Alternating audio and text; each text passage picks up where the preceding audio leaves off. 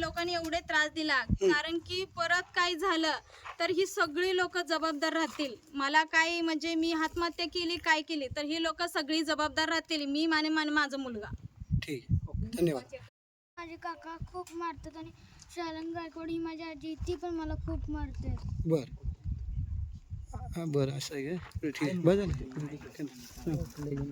ते आम्हाला मानसिक त्रास देतात आणि ते आम्हाला खूप त्रास देतात।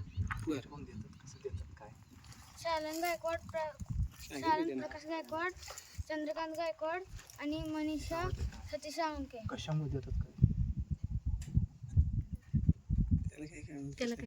कोणत्या प्रकरणासंदर्भात आलाय तुम्ही? प्रियांका मॅडम यांच्यावरती अन्याय झाला।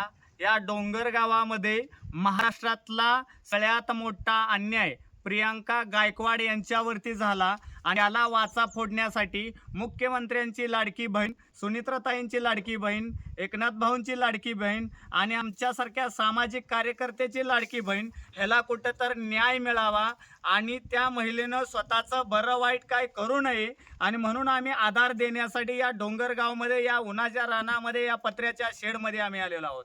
या महिलेला पोलीस न्याय देत नाहीत।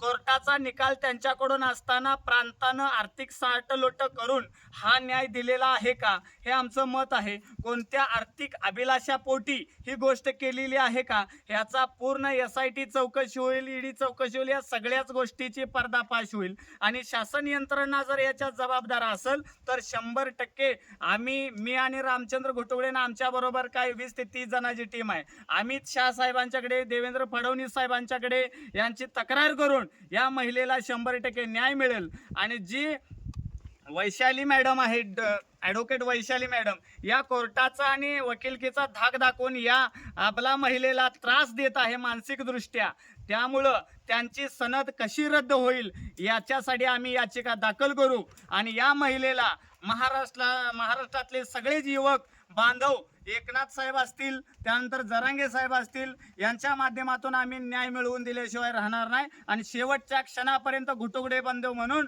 हे आम्ही आमच्या बहिणीबरोबर